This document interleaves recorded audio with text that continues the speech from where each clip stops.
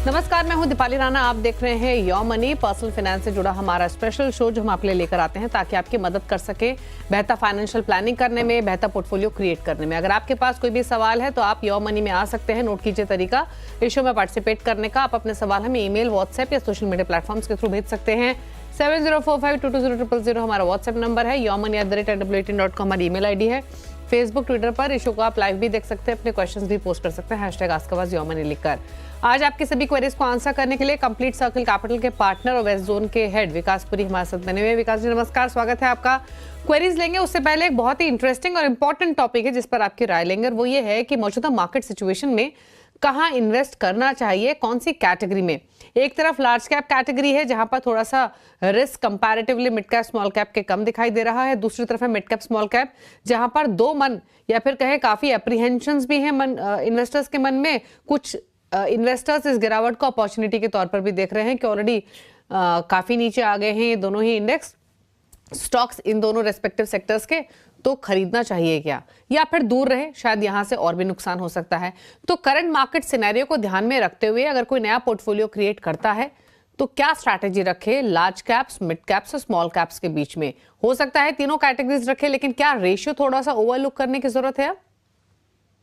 धन्यवाद दीपाली जी आपने शो में बुलाने के लिए। देखिए दीपाली जी, आपने बिल्कुल सही बोला, क्योंकि अभी करेक्शन हो गया, पिछले कुछ महीनों से करेक्शन चल रहा है और रिसेंट टाइम में थोड़ा ज्यादा ही करेक्शन हो गया।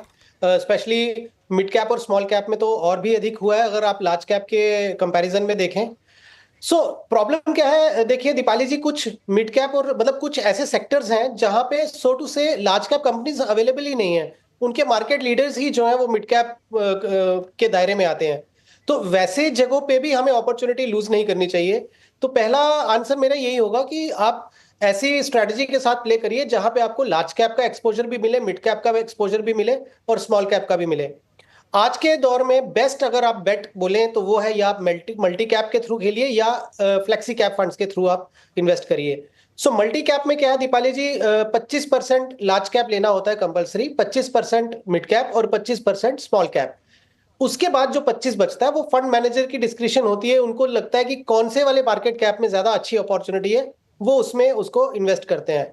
मौजूदा दौर में अगर आप देखेंगे तो fund managers broadly large cap की तरफ ज्यादा स्क्यूड है, विच मींस के रफली 50% लार्ज कैप है, 25% मिड कैप है, 25% स्मॉल कैप है।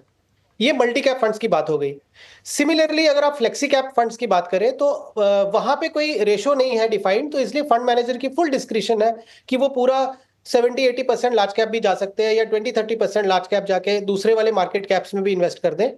But again having said that, in current scenario थोड़ा सा बेंट ऑफ जो है, इंक्लिनेशन जो है वो लार्ज कैप की तरफ ज्यादा है। बट निवेशकों को यदि ये कंफ्यूजन है कि हम किस तरीके से डिवाइड करें, तो बेस्ट तरीका ये होगा आप मल्टी कैप फंड के थ्रू लीजिए और फ्लेक्सी कैप फंड के थ्रू लीजिए और फंड मैनेजर्स के ऊपर छोड़ दीजिए। बट स्टिल अगर किसी को खुद से लेना हो लार्ज कैप, मिड कैप और स्मॉल कैप, तो मुझे लगता है कि आप 30% के आसपास लार्ज कैप फंड ले लीजिए, अराउंड 40-45% मिड कैप ले लीजिए और रिमेनिंग आप स्मॉल कैप ले लीजिए। बट ये बहुत जरूरी है कि आपकी रिस्क एपिटाइट क्या है और आपके गोल्स क्या है, उनको भी ध्यान में रखते हुए आप इस चीज को अलाइन करिए। ओके तो यानी अपने गोल, अपना टाइम होराइजन के हिसाब से ही आपको इन्वेस्ट करना है। कितना रेशियो आपको किस कैटेगरी में रखना है उसके बारे में आपको बताया विकास जी ने। अच्छा विकास जी, एक चीज़ और, ये तो नई पोर्टफोलियो क्रिएशन के हिसाब से आपने बताया, ऑलरेडी जिनके एग्जिस्टिंग पोर्टफोलियोज हैं मिड कैप स्मॉल कैप में कंपैरेटिवली एक्सपोजर ज़्यादा है, क्या ये समय है उस स्ट्रैटेजी को रीलुक करने का, या फिर लॉन्ग टर्म गोल है तो कंटिन्यू करें अपनी इन्वेस्टमेंट एज इट इज? देखिए लॉन्ग टर्म गोल है तो कंटिन्यू करें, पहला। दूसरा, यदि रीबैलेंस करना है तो मैं हमेशा यही बोलता हूं कि आप किसी एक फंड या मार्केट कैप से निकल के दूसरे में डालेंगे तो आपके टैक्स इंप्लीकेशंस भी होते हैं, वो भी देखना बहुत जरूरी है। बेस्ट तरीका पोर्टफोलियो रीबैलेंसिंग का होता है कि आपकी जो इंक्रीमेंटल मनी है जो आपके पास, यदि अभी कोई लिक्विडिटी है, तो जिस मार्केट कैप में आपको लगता है कि आपके रेशियोज जो आपने डिफाइन किए थे वो डिस्टर्ब हो गए हैं, और मान लीजिए आपका लार्ज कैप का एक्सपोजर बहुत ज्यादा है ही नहीं, बिकॉज पिछले 2-3 साल में मिड कैप और स्मॉल कैप इतने चले हैं कि उनका मार्क टू मार्केट गेन की वजह से ही उनकी जो एलोकेशन है पोर्टफोलियो में या परसेंटेज है बहुत हाई हो गई है। तो आपको लगता है मुझे लार्ज कैप में एक्सपोजर बढ़ाना चाहिए, तो मिड और स्मॉल को कट डाउन करके आप उसमें ना आइए। बेटर ये है कि आप जो न्यू एलोकेशन है वो आप लार्ज कैप में लाइए ताकि आपकी रेशियोज उसी तरीके से बिल्ड होना शुरू हो जाए। तो बेटर यही होता है कि आप इंक्रीमेंटल मनी या फ्रेश एलोकेशन है वो आप अपने हिसाब से जिस मार्केट कैप में आप एक्सपोजर बढ़ाना चाहते हैं बढ़ाइए। ये आप जो कट डाउन करके एक जगह से दूसरी जगह मूव करेंगे तो you will and up paying taxes also, तो वो भी एक ध्यान रखने वाली बात है कि ऐसा हमें बेनिफिशियल होगा कि नहीं होगा। ओके, चलिए ये तो बात हुई कैटेगरी ऑफ फंड्स की और आपकी राइट स्ट्रैटेजी की करंट मार्केट सिनेरियो में। लेकिन अब सवाल जवाब के सिलसिले को शुरू करते हैं। राहुल महाराष्ट्र से पहले व्यूअर हमारे साथ कनेक्टेड भी हैं अपना क्वेश्चन लेकर। राहुल नमस्कार, बताइए क्या सवाल है आपका? Hi ma'am, my name is Rahul. My age is 36 years. I'm calling from Okay. Pune, Maharashtra. I am looking for wealth creation over next 15 years. Okay. I think you already have received my portfolio, but still I will repeat it here. My current monthly SIP is 16,000. Funds are HDFC Index Fund. 10,000 monthly SIP is there. Canara Robeco Blue Chip 3,000 month SIP in this fund, and I am investing 3,000 in Parag Parikh Flexi Cap Fund as well. All are direct investments. Current portfolio value is 6 lakh rupees. Along with this, I do have some debt investment like LIC around 11 to 11 lakhs, and then PF. In the PF, I also have 30 lakhs of corpus. No? NPS, the corpus is around 6 lakhs. And some investment in the real estate around 20 lakhs rupees.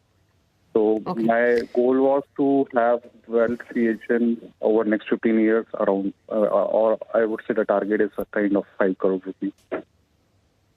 Okay, तो आपके mutual fund portfolio पर राय ले लेते हैं। बाकी तो जो आपने म्यूचुअल इन्वेस्टमेंट्स की हुई हैं प्रॉपर्टी में या ट्रेडिशनल प्लान्स में, वो एक अलग चीज़ है।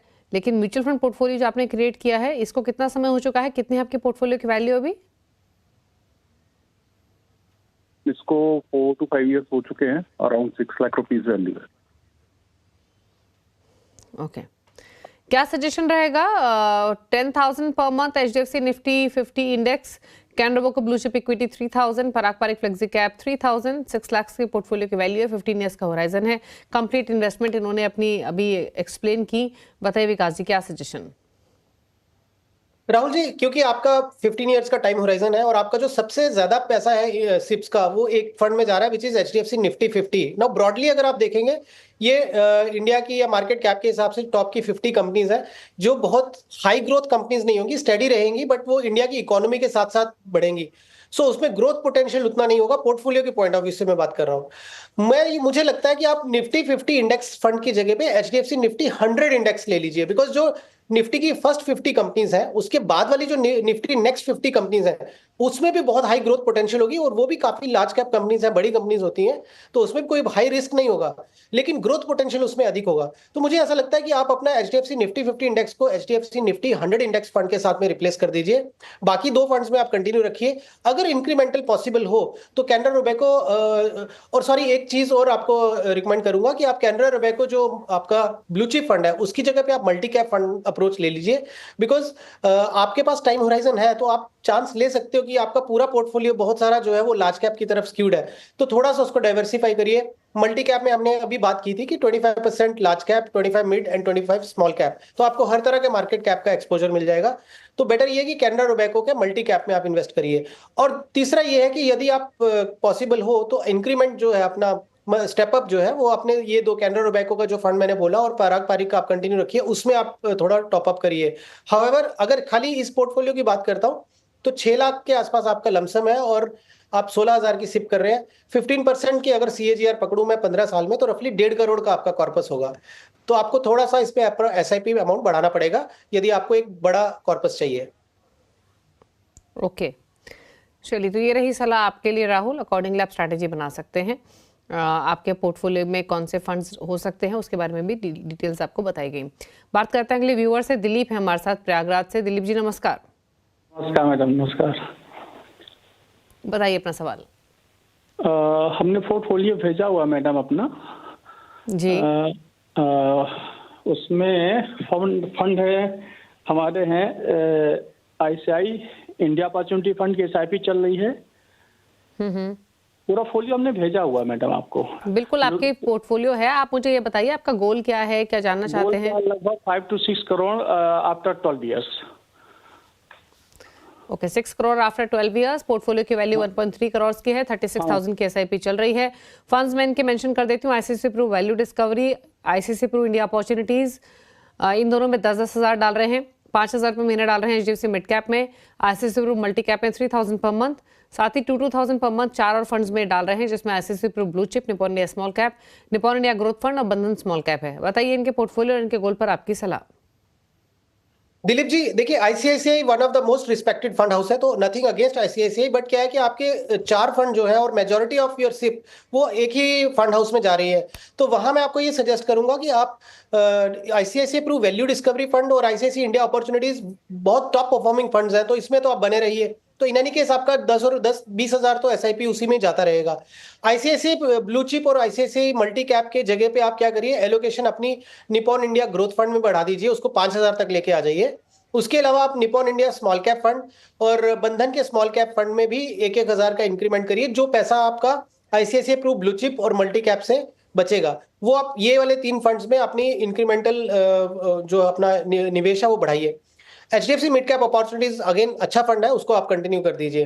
तो इस तरीके से अगर आप अपने पोर्टफोलियो को थोड़ा सा रिस्ट्रक्चर करते हैं तो पोर्टफोलियो मुझे लगता है थोड़ा बेटर परफॉर्म करेगा आपका, क्योंकि टोटल वैल्यू आपने अभी लिख के भेजा है कि 1,30,00,000 के आसपास है और 12 साल में आपको 6 करोड़ बनाने हैं। यदि मैं ये देखूं कि 15% से अगर पोर्टफोलियो ग्रो करेगा तो रफली 8.4 करोड़ के आसपास आपका बन जाएगा। बट स्टिल अगर 12% पे भी अगर हम उसको कंजर्वेटिव होकर चलते हैं तो भी आप 6 करोड़ का अपना जो टारगेट है वो अचीव कर लेंगे। ओके चलिए, तो ये सलाह दी गई है आपके पोर्टफोलियो को लेकर, अकॉर्डिंगली आप चेंजेस कीजिए। किस फंड में कितने पैसे डालने हैं सलाह आपको दी गई है। ICC Pru multi cap, ICC Pru blue chip से निकलने की सलाह है। आप सिर्फ 5 फंड्स या 6 फंड्स रखें अपने पोर्टफोलियो में। नया पोर्टफोलियो कैसे दिखना चाहिए आप नोट कर लीजिए। ICC Pru value discovery India opportunities में तो आप डालिए 10-10 हज़ार, 5,000 एचडीएफसी मिड कैप में और 5-5 हज़ार ही आपको Nippon India small cap, Nippon India growth और बंधन स्मॉल कैप में डालने हैं। 8-8.5 करोड़ के आसपास की राशि आप इकट्ठा कर लेंगे 12 साल में। आप तो 6 करोड़ का टारगेट लेके चल रहे थे। बात करते हैं अगले व्यूअर से। आशीष है हमारे साथ कोलकाता से। आशीष नमस्कार, पूछिए अपना सवाल। नमस्कार मैम, एक्चुअली मैं अभी 5,000 का सिप कर रहा हूँ। मेरा एज है आपका 38 ईयर्स और मुझे 22 साल का आपका इन्वेस्टमेंट टेन्योर है। ये रिटायरमेंट प्लान के लिए है, ठीक है मैम। तो रिटायरमेंट के लिए कॉर्पस इकट्ठा कर रहे हैं, तो मैं 5,000 के सिप कर रहा हूँ और 10% का स्टेप अप हर साल में करूँगा। तो मेरा टारगेट है आपका 2.5 करोड़।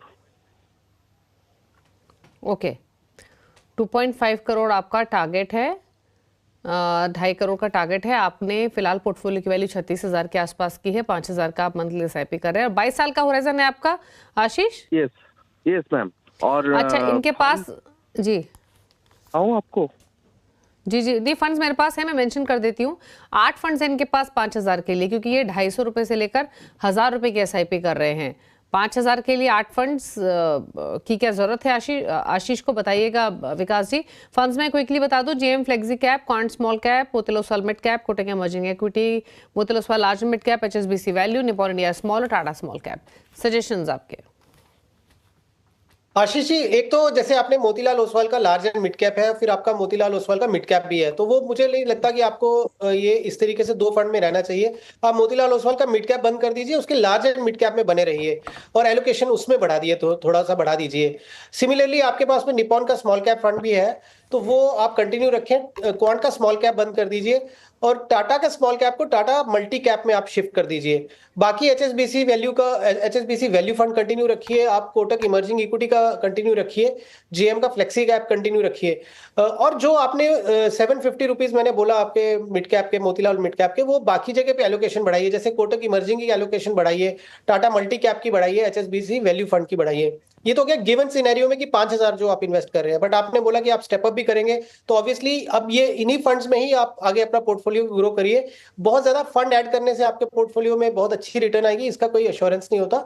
ये आपके जो फंड्स हैं, इन्हीं फंड्स में आप अपना स्टेप अप करते रहिए। ओवरऑल आपके फंड्स का मिक्स बहुत अच्छा है। यदि मैं रिटर्न की बात करूंगा, इन करंट सिनेरियो आपका रफली 1.10 CR, 1 करोड़ 10 लाख के आसपास का कॉर्पस बन जाएगा। बट यदि अगर आप अपना स्टेप अप करते रहेंगे तो फिर आपका ये 2.5 करोड़, तो बेसिकली आइडिया क्या है, या तो आप अपना एसआईपी 10,000 कर दीजिए अभी से ही, या आप धीरे धीरे उसको बढ़ाते रहिए, और बीच में जब भी कभी आपको मौका मिले, जैसे कभी मार्केट करेक्शंस होती हैं या वोलेटिलिटी होती है जैसे इन दिनों चल रहा है, उस टाइम पे आप अपना थोड़ा थोड़ा एक मुश्त या लमसम पैसा इन्हीं एसआईपी फंड्स में टॉप अप करते रहिए, सो आप अपने 2.5 करोड़ का टारगेट जो इजीली अचीव कर पाए। ओके, चलिए, तो ये रही सलाह आपके लिए। Quant small cap, Tata small cap, Motilal Oswal mid cap, इनसे निकलने की सलाह है। एसआईपी एलोकेशन आप इंक्रीज कीजिए। Tata multi cap, HSBC value, Kotak emerging equity में। रही बात आपके गोल की, 1.25 करोड़ हासिल कर लेंगे 22 साल में। 10% स्टेप अप जरूर करें कोशिश करके आशीष, ताकि एक अच्छा कॉर्पस आप इकट्ठा कर सकें। इन्फ्लेशन को ध्यान में रखें अपने गोल अमाउंट को डिसाइड करते हुए। थोड़े बदलाव सजेस्ट किए गए हैं, उनको आप इम्प्लाई कर सकते हैं अपने पोर्टफोलियो में। रुकने इसी के साथ एक ब्रेक के लिए लौटेंगे तो कुछ और सवालों करेंगे शामिल। जल्द वापस आते हैं, देखते रहिए योर मनी।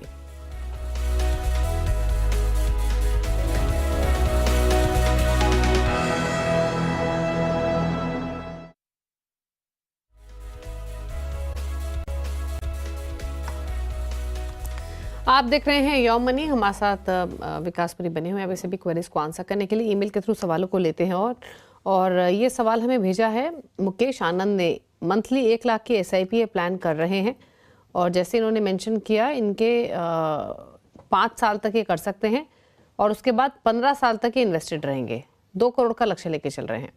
तो यानी 1 लाख रुपए 5 साल तक डालेंगे, फिर उस रकम को रखेंगे म्यूचुअल फंड्स में 15 साल तक, और उसके बाद 2 करोड़ का लक्ष्य। किस तरीके की प्लानिंग करें, बताइए। तो मुकेश जी, आप क्या करिए कि 1 लाख रुपए जो है 5 फंड में आपको सजेस्ट करता हूं कि आप उन 5 फंड में 20-20 हजार का एसआईपी करिए फॉर 5 इयर्स।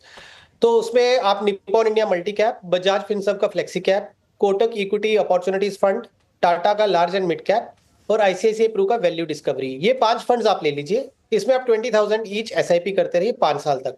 नाउ एज्यूमिंग, क्योंकि मार्केट की थोड़ी वोलेटिलिटी है और थोड़ा स्टार्ट होगा आपका, तो मे बी 12% की अगर मैं ग्रोथ रेट से पकड़ता हूं तो 82 लाख के आसपास आपका कॉर्पस बनेगा।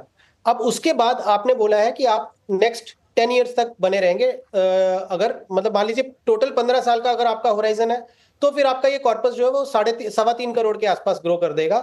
और यदि आपने 5 साल तक इन्वेस्ट किया और उसके बाद आप 15 साल तक अगर बने रहेंगे, तो आप लगभग 6.5 करोड़ के पोर्टफोलियो की उम्मीद कर सकते हैं। तो ये 5 फंड जो हमने बोले, ये बहुत अच्छा एक पोर्टफोलियो आपका बिल्ड हो सकता है इन 5 फंड के साथ। तो नोट कर लीजिए ये 5 फंड्स जो आपको सजेस्ट किए गए हैं। Nippon India multi cap, Bajaj Finserv flexi cap, Kotak emerging equity, Tata large and mid cap, ICICI Pru value discovery. 5 fund में आप 20-20 हजार रुपये हर महीने डालिए। 5 साल में ऑलरेडी 82 लाख का आसपास का कॉर्पस आपका हो जाएगा, और उस 82 लाख को अगर आप 15 साल रखेंगे तो 15% रिटर्न के हिसाब से 3.5 करोड़ के आसपास की राशि आप इकट्ठा कर सकेंगे। तो यानी जो गोल है आपका, उससे ज़्यादा ही आप एक्यूमुलेशन कर पाएंगे। इन्वेस्टेड रहिए। एक और सवाल लेते हैं, चेतन ने भेजा छत्तीसगढ़ से ईमेल के थ्रू ही। मंथली एसआईपी है 23,000 पर मंथ की, और जो इनकी पोर्टफोलियो की वैल्यू है वो 8 लाख के आसपास की है। साथ ही 11 साल में इनका 5 करोड़ का टारगेट है। पोर्टफोलियो फटाफट से मैं बता दूं, NJ LSS tax saver 3,000 per month, similar amount डाल रहे हैं निप्पॉन इंडिया स्मॉल कैप में, फिर 2-2 हजार ईच डाल रहे हैं ये Kotak emerging equity, ICICI Pru commodities, HDFC flexi cap में 1000 ईच डाल रहे हैं Mahindra Manulife multi asset, Axis growth opportunities, Union business cycle, Bandhan core equity, SBI contra. Quant small cap में 2000, फिर 500 डाल रहे हैं 3 फंड्स में, SBI innovative, Tata Nifty India tourism, ICICI Pru energy, और 300 बंधन स्मॉल कैप में। काफी लंबा पोर्टफोलियो। लमसम भी है एचडीएफसी हाइब्रिड इक्विटी में 2 lakh, 2 lakh SBI equity hybrid में, और 5000 एसबीआई रिटायरमेंट बेनिफिट। बताइए। देखिए चेतन जी, 18 फंड्स हैं आपके लगभग, बहुत लंबी लिस्ट है, और इसको कट डाउन करने की जरूरत है। 7 to 8 फंड्स आप रखिए मैक्सिमम। मैं रिवर्स तरीके से बता दूं कि आपको कौन से फंड्स रखने हैं, वो मैं नाम बोलते जाऊंगा। बाकी फंड से आप एग्जिट कर सकते हैं, बट एक डिस्क्लेमर ये जरूर है कि आप जब एग्जिट करेंगे तो ये जरूर देखिए कि आपका एग्जिट लोड नहीं होना चाहिए, और मार्केट की थोड़ी परिस्थिति ठीक नहीं है। एक बार थोड़ा मार्केट रिकवर हो जाए और आपको लगे कि आपका अच्छा अपसाइड है, तो आप उस समय वो निकल सकते हैं वहां से। लेकिन कौन से फंड्स में आपको बने रहना है, उसकी मैं एक बार लिस्ट डाउन कर देता हूं। आप एसबीआई कॉन्ट्रा में बने रहिए, बंधन कोर इक्विटी में बने रहिए, Nippon India small cap fund में बने रहिए, कोटक इमर्जिंग इक्विटी में आप बने रहिए, एचडीएफसी फ्लेक्सी कैप में आप बने रहिए, एनजे का ईएलएसएस फंड में आप बने रहिए, टैक्स सेवर फंड है ये, और बंधन के स्मॉल कैप फंड में बने रहिए। ये हो गए फंड्स जो आपने कंटिन्यू रखने हैं। इसके अलावा आप क्या करिए, जो आईसीआईसीआई का कमोडिटीज फंड है और आपका एनर्जी अपॉर्चुनिटीज ही आईसीआईसीआई का जो है, इन दोनों को बंद करके आप आईसीआईसीआई का मल्टी कैप फंड ले लीजिए। तो ये आपका लास्ट फंड होगा जो आपके किटी में ऐड हो सकता है। ये आप करके रखेंगे तो आपका पोर्टफोलियो बेहतर परफॉर्म करेगा। और जो आपने लमसम ऑलरेडी किया है, जैसे मैंने बोला कि आप एक बार उसमें बने रहिए, जब मार्केट साइकिल टर्न होगा, अच्छी रिटर्न आएगी, तब आप विड्रॉ करिए। और विड्रॉ करने के बाद आप इन्हीं जो हमने 7 या 8 फंड्स की बात की, इन्हीं में आप टॉप अप कर दीजिए। और आपको एक चीज और बताना चाहूंगा कि क्योंकि 1.25 लाख का कैपिटल गेन की एग्जेम्पशन होती है, तो आपके पास अपॉर्चुनिटी होगी कि जब आप निकलेंगे तो इस तरीके से निकले थोड़ा थोड़ा, ताकि आपका 1,25,000 का कैपिटल गेन हो, उसमें जो आप निकाल लेंगे पैसा, उसमें आपका टैक्स भी नहीं लगेगा। तो ये 2-3 चीजों का ध्यान रखिएगा। जहां तक टारगेट की बात है, आपने बहुत अग्रेसिव टारगेट रखा है 11 साल में। 1 करोड़ 10 लाख के आसपास आपका कॉर्पस बनेगा यदि आपके एग्जिस्टिंग इन्वेस्टमेंट्स और सिप्स को मैं लूं। बट यदि आप चाहते हैं कि आपका पोर्टफोलियो जो टारगेट आपने सेट किया 5 करोड़ का, उसके लिए या तो आपको 20 से 21 साल तक बने रहना पड़ेगा इन गिवन कंडीशंस, या आपको कम से कम 1,25,000 से 1,30,000 की सिप करनी पड़ेगी। तो आप इसका बीच का रास्ता ढूंढिए, अपने सिप्स को स्टेप अप करते रहिए, और जैसे जैसे आपको मौका लगे आप टॉप अप करते रहिए। इम्पॉसिबल कुछ नहीं है, बट हाँ, आपको थोड़ा सा जोर लगाना पड़ेगा आपकी इनपुट वैल्यू को लेके। ओके, तो यानी आपको बताया गया है, पहली बात तो पोर्टफोलियो थोड़ा छोटा कीजिए, इतने सारे बड़े पोर्टफोलियो की जरूरत नहीं है। आमतौर पर सभी निवेशकों की सलाह दी जाती है कि 7-8 फंड ही काफ़ी हैं, मैक्सिमम वो भी 5-6 फंड भी रखेंगे तो भी काम चलेगा आपका। और इसीलिए आपके पोर्टफोलियो पर सलाह दी गई है। कितना इकट्ठा कर पाएंगे? 1 करोड़ रख लेंगे। SIP अगर आप एलोकेशन इंक्रीज करते हैं तो 5 करोड़ आप हासिल कर पाएंगे, लेकिन उसके लिए आपको SIP अमाउंट इंक्रीज करना पड़ेगा, या फिर आपको अपना टाइम होराइजन इंक्रीज करना पड़ेगा। अब आपने जैसे इनको सलाह दी है, काफ़ी सारे फंड से निकलने की सलाह दे दी है। रखने कौन से फंड्स हैं? मैं सिर्फ उन फंड्स का नाम ले लेती हूँ। 6 फंड्स का जिक्र किया है। SBI कॉन्ट्रा, बंधन core equity, Nippon India small cap, Kotak emerging equity, NJLS टैक्सेवर और बंधन स्मॉल कैप। एक चीज़ और इसमें विकास जी के पोर्टफोलियो में, अब जैसे आपने कहा है कि या तो SIP एलोकेशन बढ़ाएं या फिर आप समय सीमा बढ़ाएं। अगर SIP एलोकेशन ये बढ़ाते हैं तो क्या इक्वल रेशियो में इन सभी फंड्स में डिवाइड करें, या फिर किसी पर्टिकुलर फंड्स में ज्यादा एक्सपोजर ले सकते हैं? मतलब कि जो अमाउंट रहेगा SIP एलोकेशन का वो इवनली इन सभी फंड्स में डिप्लॉय करें, या रेशियो थोड़ा ऊपर नीचे रह सकता है? नहीं, क्योंकि बहुत अच्छा पॉइंट आपने रेज किया। 11 साल का टाइम है, तो इनको अपना जो अगेन जो फंड्स हैं जिसमें लार्ज कैप फंड का एक्सपोजर और मिड कैप का ज्यादा रहेगा, वहां एलोकेशन इनकी ज्यादा होनी चाहिए। तो मैं ये बोलूंगा कि अगर आप पोर्टफोलियो के कंस्ट्रक्ट को देखेंगे ओवरऑल, तो इनको अराउंड 40% तक जो है लार्ज कैप ओरिएंटेड या वो फंड जिनमें लार्ज कैप्स का एक्सपोजर है वो रखना चाहिए, और मिड कैप का अनदर 40%। केवल 20% पोर्टफोलियो या फंड्स हैं जो स्मॉल कैप वाले, वो होने चाहिए, उसके बियॉन्ड नहीं होना चाहिए एक्सपोजर। तो वो उस तरीके से इनको थोड़ा सा डिवाइड करना पड़ेगा। सो नटशेल ये बोलूंगा कि स्मॉल कैप फंड्स की एलोकेशन आप थोड़ी सी कम रखें SIP अमाउंट की, और मिड कैप की थोड़ी उससे अधिक, और सबसे अधिक मल्टी कैप या फ्लेक्सी कैप फंड्स की, या कॉन्ट्रा फंड जैसे हमने बोला उसमें। ओके, चलिए, तो ये रही सलाह आपके पूरे पोर्टफोलियो को लेकर, अकॉर्डिंगली आप प्लान कर सकते हैं। चलिए पूछ लेते हैं विकास जी के टॉप 4 फंड्स उन व्यूअर्स के लिए जो उनकी चॉइस के हिसाब से पोर्टफोलियो क्रिएट करना चाहते हैं। बताइए।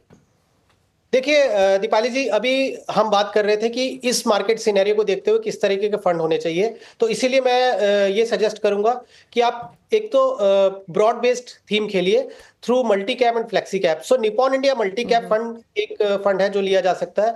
ICICI प्रू का वैल्यू डिस्कवरी फंड लिया जा सकता है। कोटक इक्विटी अपॉर्चुनिटीज फंड लिया जा सकता है, और बजाज का फिनसर्व फ्लेक्सी कैप फंड। ये 4 फंड अगर लेंगे तो बहुत अच्छा पोर्टफोलियो बनेगा। इन फंड से शुरुआत की जा सकती है। ओके, चलिए, तो Nippon India multi cap, ICICI Pru, value discovery, Kotak emerging equity, Bajaj Finserv flexi cap, ये 4 फंड चॉइसेस है विकास जी की तरफ से। चलिए, सवाल इतने ही शामिल करेंगे। Thank you Vikas ji show में आने के लिए और सभी क्वेरीज को आंसर करने के लिए। इसी के साथ यौमनी में तो इतना ही। ब्रेक के बाद भी खबरें जारी है। नमस्कार।